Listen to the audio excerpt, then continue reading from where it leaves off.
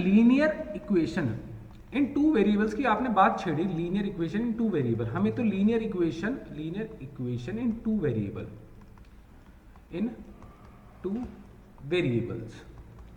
Sir two variables की तो आपने बात छेड़ दी, हमें तो वन वेरिएबल का भी नहीं पता। मैंने कहा कोई बात नहीं भाई, वन वेरिएबल का नहीं पता, वन वेरिएबल का आपको बताऊंगे, फिर टू वेरिएबल पर आपको ले जाएंगे। वन वेरिएबल क्या होता है? रामू समोसा लेके आया, रामू समोसा लेके आया भाई साहब, रामू समोसा लेके आया, कितने समोसे लेके आया? 5 समोसे लेके आया। समोसे की वैल्यू चेंजेबल है, हाँ कि ना? चेंजेबल है, जो चेंजेबल होती है हम उसी को भाई वेरिएबल कहते हैं दीपांशु, ठीक है। जो चेंजेबल, क्या 5 चेंजेबल है क्या? नहीं, तो हम जो चेंज नहीं हो सकता ना, जो ये 5 चेंज नहीं हो सकता, हम इसको क्या कहेंगे? कांस्टेंट। अब अच्छा, ये लेके आया कुछ 5 समोसे लेके आया, अब 5 समोसे इसको 38 के पड़े, तो बताओ एक समोसा कितने का पड़ेगा? तो तुमने कहा कि सर हम इसमें है ना बेसिक मैथ्स के ऑपरेशन लगाएंगे। मैंने कहा क्या बेसिक मैथ्स के ऑपरेशन लगाओगे? सर ये 5 मल्टीप्लाई बाय एक्स है ना, तो ये इज इक्वल टू 38 बनता है, तो x की वैल्यू मैं यहाँ से निकाल लूंगा, 38/5 आ जाएगी कि नहीं आ जाएगी? तो मेरे हिसाब से 5 7 35.6, 7.6 का एक समोसा पड़ा, इधर देख, ठीक है। अच्छा सर यही linear equation in one variable. अच्छा तुम एक बात बताओ, 7x + 2 डिवाइड बाय 5, ठीक है, minus 3x + 4 divide by 4 is equal to 7x - 2 divide by 9। अब बताओ ये वन वेरिएबल है, टू वेरिएबल है या थ्री वेरिएबल है? आप भी बताओ मुझे, वन वेरिएबल है, टू वेरिएबल है, थ्री वेरिएबल है?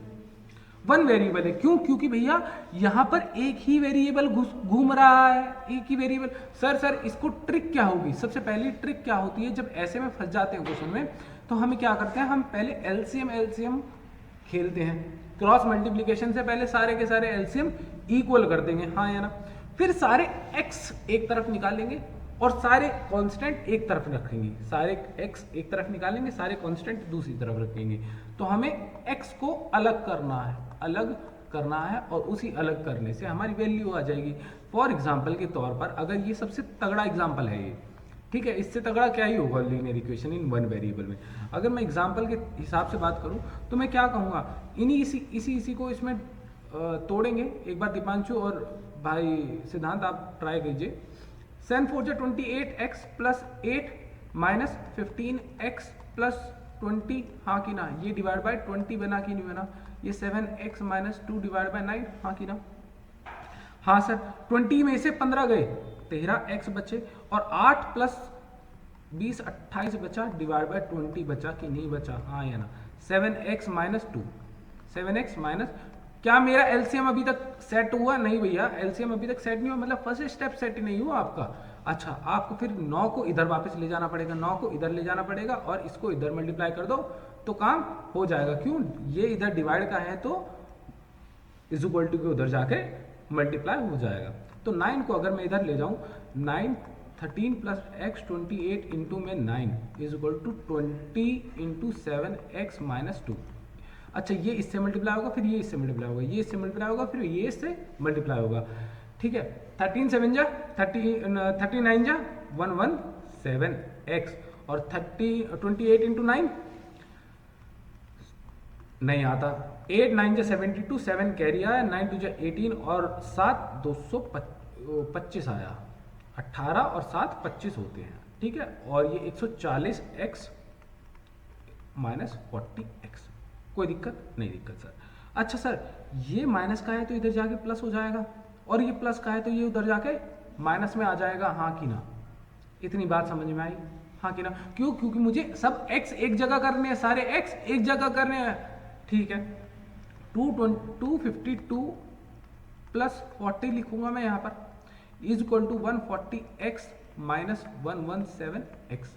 अच्छा, 140 में से 30 निकालो, 117 निकालो। नहीं सर, नहीं हो रहा। अरे पहले 3 निकालो, मतलब 120 निकाल दो, 3 एक्स्ट्रा निकाल दिया ना तुमने, तो ये क्या बचा सर? 20 बचा, और 23x बचा कि नहीं बचा? हाँ है ना?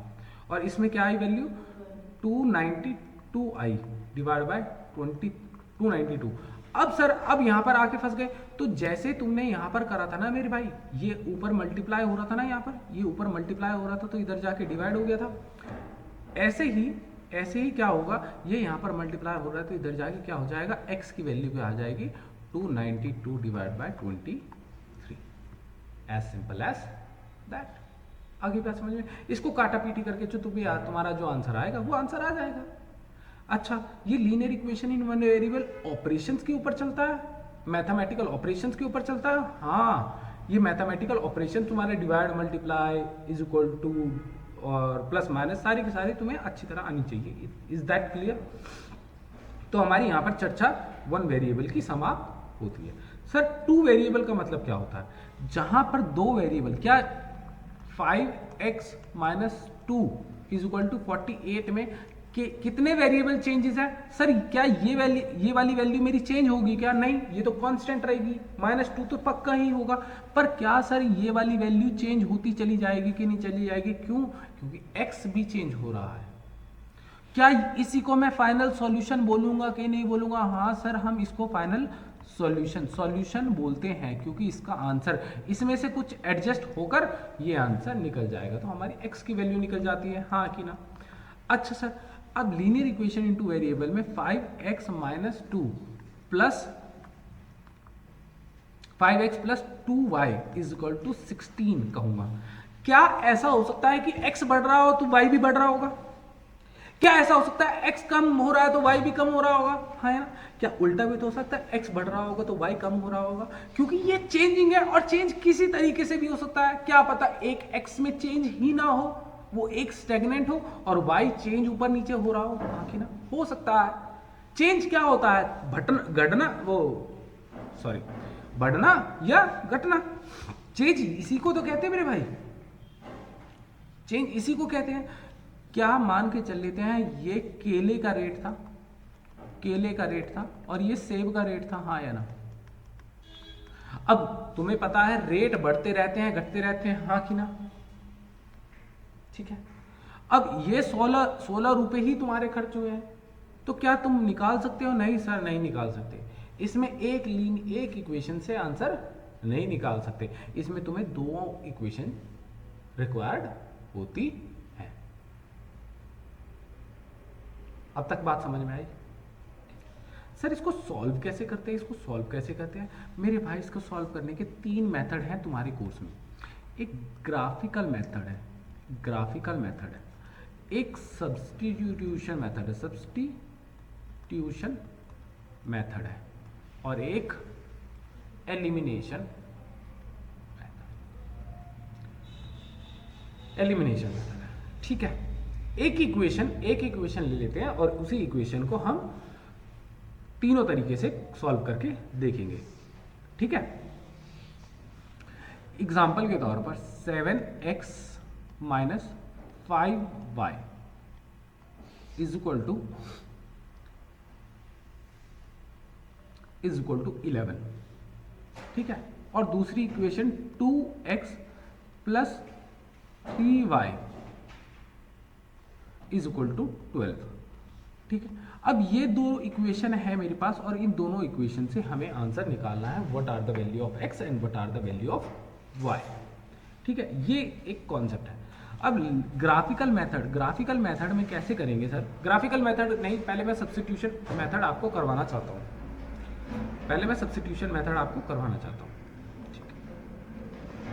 सब्स्टिट्यूशन मेथड में देखना, एक बार इसको ऐसे रहने देते हैं। सब्स्टिट्यूशन मेथड में क्या है? सब्स्टिट्यूशन का मतलब क्या होता है? पहले एक बार समझो, सब्स्टिट्यूशन का देसी मतलब क्या होता है। सब्स्टिट्यूट, एक की वैल्यू दूसरे में डालनी है, एक की जगह दूसरा यूज करना है, एक की जगह दूसरा यूज करना है। सब्स्टिट्यूट का मतलब क्या होता है? चलो सब्स्टिट्यूट, अगर जैसे फुटबॉल की टीम बन रही है हमारे स्कूल में फुटबॉल की टीम बन रही है, और कहते हैं ना ये इसका सब्स्टिट्यूट है, ये इसका इस बंदे का ये सब्स्टिट्यूट है, मतलब इसकी जगह ये खेलेगा, सब्स्टिट्यूट का मतलब ही तो वो होता है। तो इसमें भी सब्स्टिट्यूशन का मतलब है इसकी जगह, इस वेरिएबल की जगह दूसरे खिलाएंगे, इस वेरिएबल की जगह दूसरा खिलाएंगे। तो मतलब क्या इसमें से, इस ऊपर वाली इक्वेशन में से मैं कोई भी एक वेरिएबल की जगह दूसरे वेरिएबल को रख लूंगा। तो क्या रखूं, क्या काम करते हैं, इस इक्वेशन को तुम ऐसे देखो 7x minus 5y is equal to 11 था। इस 5y को ये प्लस हो रहा है, इसको पूरी उठा के ले जाता हूं मैं एडिशन में।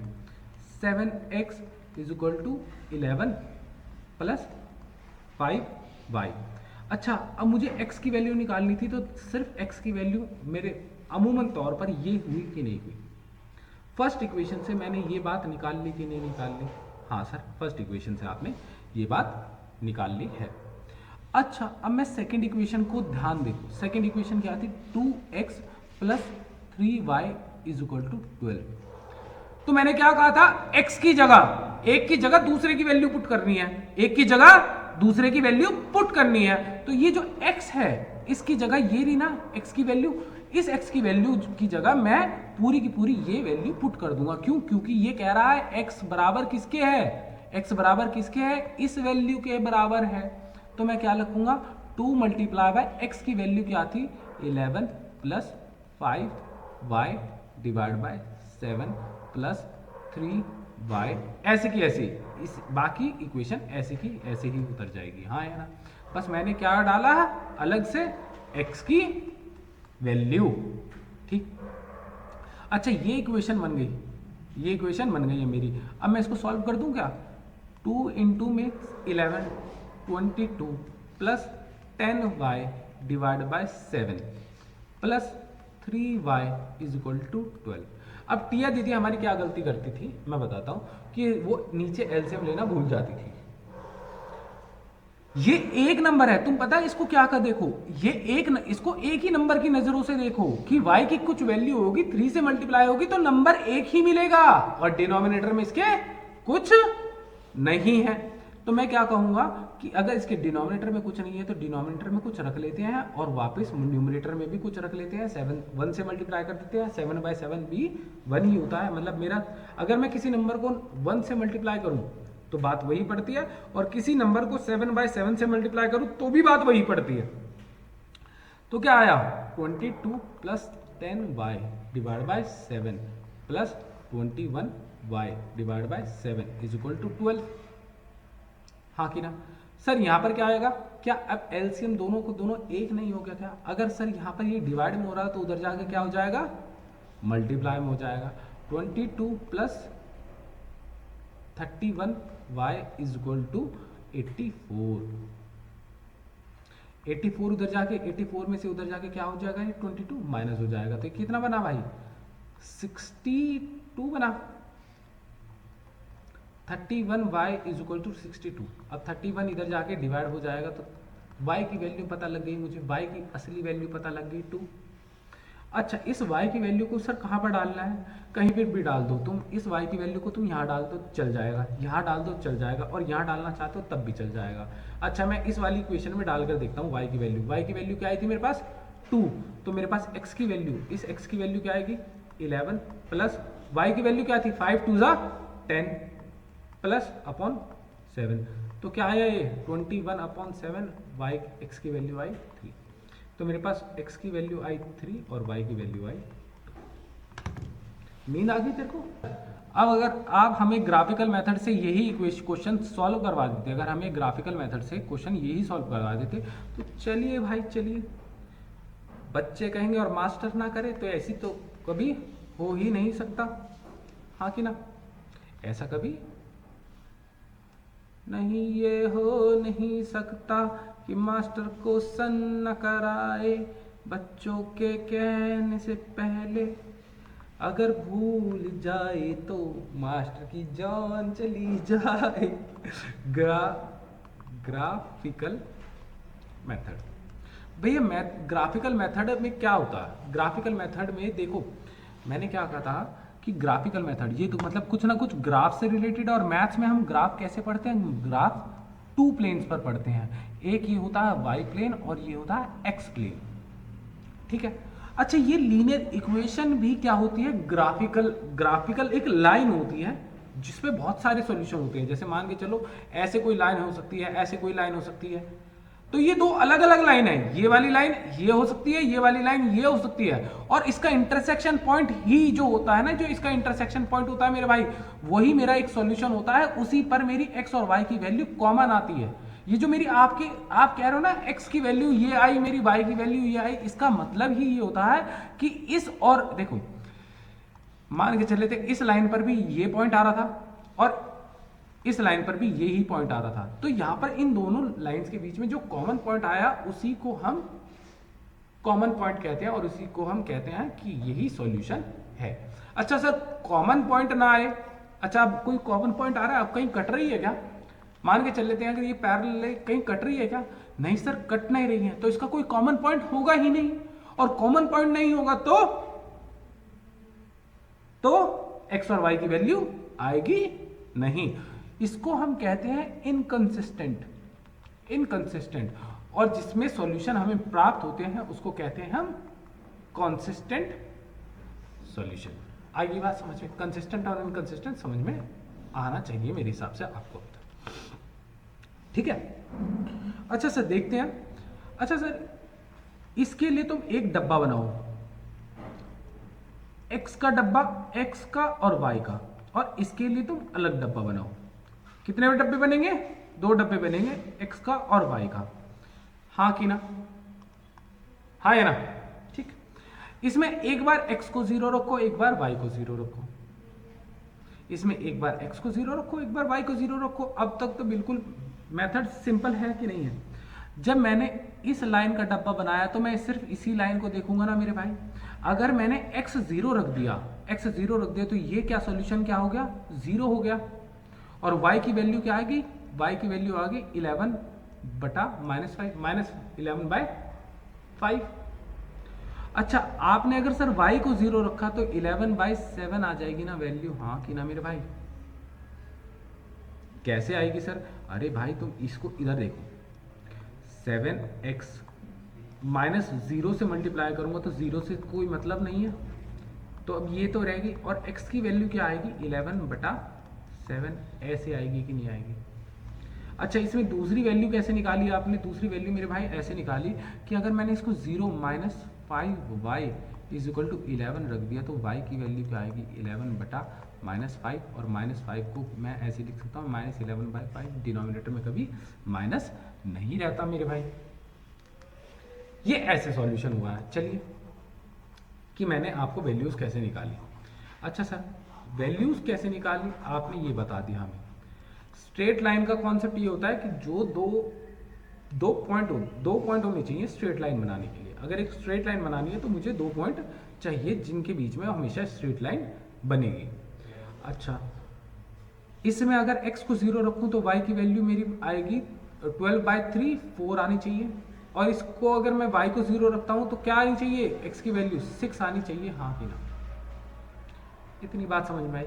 अच्छा सबसे पहले क्या करेंगे, अगर मेरा x और ये y है भाई, अब बताओ ये मेरा x है और ये मेरा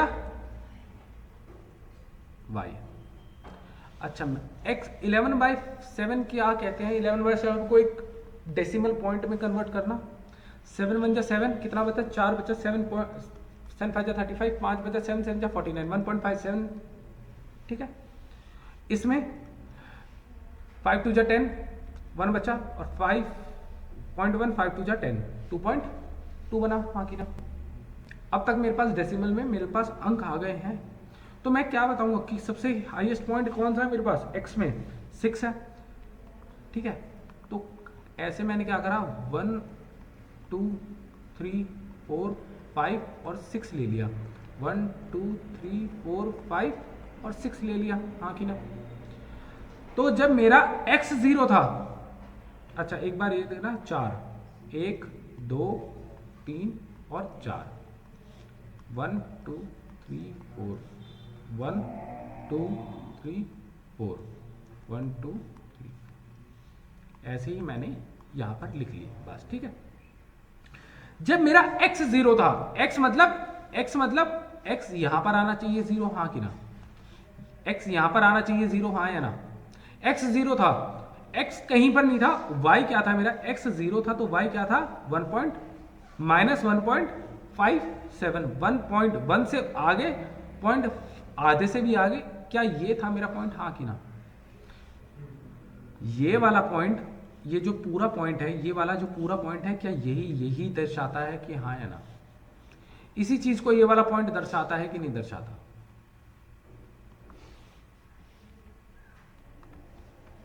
ये वाला पॉइंट मेरा दर्शाता है। अच्छा दूसरा पॉइंट निकालो, ये वाला पॉइंट निकालना मेरे भाई एक बार, ये वाला पॉइंट 2.2 और 0, जब मेरा y 0 था,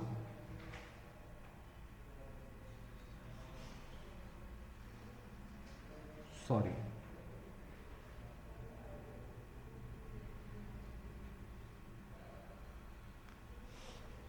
सॉरी सॉरी सॉरी मेरी गलती। अब रुको, टिया बताया नहीं तुमने, गलती पकड़ ली थी टिया,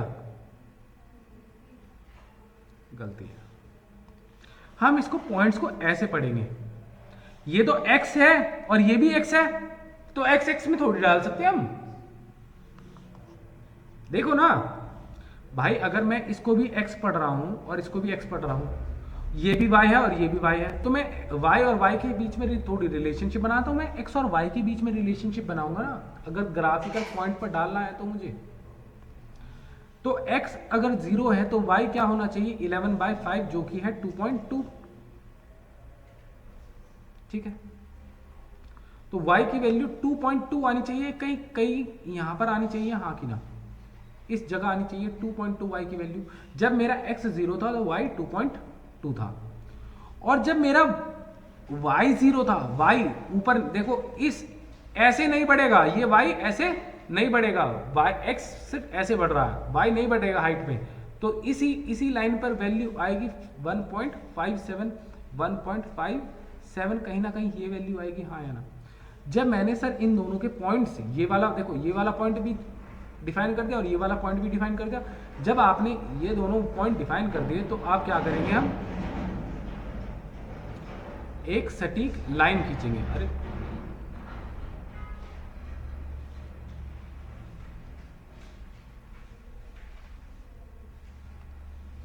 एक हम सटीक लाइन खींचेंगे इन दो पॉइंट से। अब देखना, ये मेरी स्ट्रेट लाइन है क्या, क्या मेरी लाइन खींची गई, सीधी लाइन खींची गई, हाँ या ना, ठीक है सर, आपकी सीधी लाइन ये आ गई। अब इन दो पॉइंट को निकालो, इन दोनों पॉइंट को आप डिफाइन करो, तो क्या x 0 और y 4 आना चाहिए, हाँ या ना, x 0 और y 4, x ये वाला x 0 होना चाहिए और y पे 4 आना चाहिए, y पॉजिटिव 4 आ रहा है तो मतलब भैया यहाँ पर आना चाहिए, और x बढ़ नहीं रहा तो हम कहीं पर बीच में डालेंगे नहीं, तो x 4 आ गया, तो मेरे पास आंसर यहाँ पर आया। एक पॉइंट ये बन गया मेरा, और दूसरा पॉइंट क्या बन गया मेरे भाई, x 0 और y 6, क्या यही पॉइंट बना x 0 और y 6, हाँ कि ना। अब एक बात बताओ, नहीं y 0 x 6,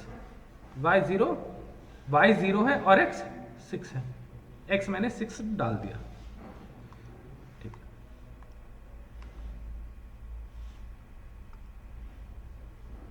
ये दोनों, ये एक लाइन है मेरे भाई, अब देखना, ये एक लाइन है, ये एक लाइन है, हाँ कि ना। अभी तक कोई दिक्कत आई, चलो रिवीजन के अंदर आपको वापस रिवीजन कराई जाए। सर आपने क्या कहा था, आपके पास दो इक्वेशन थी, एक ये वाली थी और एक ये वाली थी। इस इक्वेशन को आपने ग्राफिकल मेथड में ऐसे बनाया, इस इक्वेशन को ग्राफिकल मेथड में ऐसे बनाया। आपने इन दोनों पॉइंट्स को कैसे अलोकेट कर दिया, इन दोनों पॉइंट्स को भी अलोकेट कर दिया। इस पूरे डब्बे से एक लाइन बनेगी और इस पूरे डब्बे से एक लाइन बनेगी, हाँ कि ना। क्या मैंने ये चीज लाइन बिना सोचे समझे बना दी, हाँ कि ना। हाँ सर, देख के बनाइए, बिना सोचे समझे नहीं बनाइए। क्या मेरा पॉइंट ऐसे ही आया, जहां पर ये इंटरसेक्ट कर रहा है वो यही पॉइंट्स हैं, हाँ या ना।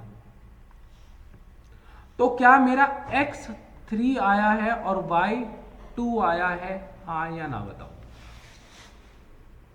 बिल्कुल सही बात है। ग्राफिकल पेन में क्या मेरी x और 3 और y2 मेरे सॉल्यूशन में भी आ रही थी आंसर, देखो x3 और y2 मेरा सॉल्यूशन में भी तो आया था भाई मेरे आंसर। सॉल्यूशन सेम आएगा पर तरीके अलग अलग हो सकते हैं। अच्छा, अब एक तुच्छ सा, तुम बताना, एक तुच्छ सा क्वेश्चन और है। एक तुच्छ सा कॉन्सेप्ट कौन सा है? Elimination method. एक बार ये और देख लेते हैं, एलिमिनेशन मेथड और देख लेते हैं। एलिमिनेशन मेथड में मेरे भाई क्या करते हैं हम एलिमिनेशन मेथड में एक वेरिएबल कोई भी एक वेरिएबल को हम ना एलिमिनेट करने की कोशिश करेंगे। सर एक वेरिएबल को कैसे करेंगे, एक बार दिखाता हूं। मान के चले ये मेरे पास वेरिएबल की सीरीज है, क्या किसी में कोई सेम है क्या? ये वाला इसके सेम है क्या? वाई सेम नहीं है, एक्स सेम है क्या? नहीं है। तो मुझे क्या करना पड़ेगा? सेम करना पड़ेगा। तो अब बताओ तुम्हारी कॉल क्या आती है? तुम्हें क्या लगता है कि कौन सा से आंसर सिंपली से सेम बन सकता है? एक्स बन सकता है या वाई बन सकता है? वाई बना दूं? चलो मैं नहीं, बन तो एक्स भी सकता था। तो वाई का ये कांस्टेंट और वाई का ये कांस्टेंट उठाना और एलसीएम कर देना। कितना बचा? कितना बना एलसीएम? 15 बना। तो 15 बनाने के लिए इस पूरी इक्वेशन को मुझे 3 से मल्टीप्लाई करना पड़ेगा और इस इक्वेशन को मुझे 5 से मल्टीप्लाई करना पड़ेगा, हाँ या ना? तो क्या बना ये? 7 3 जा 21x, 5 3 जा 50 माइनस 15y और 3 11 जा 33। क्या 5 2 जा 10x, 5 3 जा 15y और 5 12 जा 60। क्या ये मेरी इक्वेशन यही है? बस मैंने मल्टीप्लाई कर दिया है, कोई फर्क नहीं पड़ा है। इक्वेशन सही है, वही है, मैंने इक्वेशन बदली नहीं है। बस ये इक्वेशन क्या थी? अगर मैं इसको 5 से डिवाइड करने लगा तो वापस यही इक्वेशन मुझे प्राप्त हो जाएंगे ना, यही इक्वेशन वापस मुझे प्राप्त हो जाएगी। बताओ क्यों? क्योंकि सर आपने मल्टीप्लाई ही तो करा है, डिवाइड करोगे वापस इक्वेशन वापस बन जाएगी वही। ठीक है, तो सिर्फ एक, जैसे ये लड़कियां होती है ना, वो मेकअप लिपस्टिक करके अलग शक्ल बना के आ जाती हैं, तो सिर्फ सेम कॉन्सेप्ट ये वही है कि सर ये लड़की ही है। अच्छा, अब क्या करेंगे? अब ये बताओ क्या ये दोनों मेरे इक्वेशन सेम आ गए क्या? नहीं, वेरिएबल सेम आ गए हैं ना। अब इस इक्वेशन को मुझे एलिमिनेट करना है, तो मैं कैसे एलिमिनेट करूंगा? सही चल रहा है ना? अगर एलिमिनेट करना है तो मैं कैसे करूंगा सर? एलिमिनेट मैं ऐसे करूंगा मेरे भाई कि मैं ऐड करूंगा तो ये ऐड ही हो रहेगा, और अगर मैं माइनस करूंगा तो क्या प्लस माइनस माइनस हो जाता है, और अगर ये माइनस कर दिया तो ये भी माइनस हो जाएगा, और माइनस ये, तो क्या मुझे करना पड़ेगा? प्लस ही करना पड़ेगा आपको सर, तभी ये जाकर एलिमिनेट होंगे। अगर मुझे पूरी दोनों की दोनों इक्वेशन को प्लस करना पड़ेगा तो 31x प्लस 0 15x और माइनस 15y 0 बन गए, और ये कितना बना? 93। अच्छा, 31x इज इक्वल टू 93 बना, तो x की वैल्यू क्या आई? 93 डिवाइड बाय 31, x की वैल्यू क्या आ गई मेरे भाई? 3। अच्छा, x की वैल्यू 3 आ गई तो तुम क्या करना, इसको ओरिजिनल इक्वेशन में डालने का प्रोसीजर रखता हूं मैं तो हमेशा। x की वैल्यू 3 आ गई तो क्या है, मैं अगर इस वाली ओरिजिनल इक्वेशन को, कोई भी एक ओरिजिनल इक्वेशन या नीचे वाली उठा लूं, नीचे वाली सिंपल सी लग रही है, तो 2 multiply by 3 plus 3y is equal to 12, 6 बनाइए plus 3y is equal to 12, 6 इधर जाके क्या हो जाएगा? माइनस का 3y is equal to 6, y की वैल्यू क्या आ गई मेरी? 2। ठीक है, तो मैं क्या कहूँगा? x की वैल्यू मेरी 3 है और y की वैल्यू मेरी 2 है। क्या एलिमिनेशन मेथड, ग्राफिकल मेथड और सब्स्टिट्यूशन मेथड मुझे समझ में आया कि नहीं आया? अब एक बात बताओ कि मुझे अब तक कोई दिक्कत है क्या? नहीं सर। अब कॉन्सेप्ट तो हो गया है, अब हम चार्ट रिवीजन पर चलते हैं।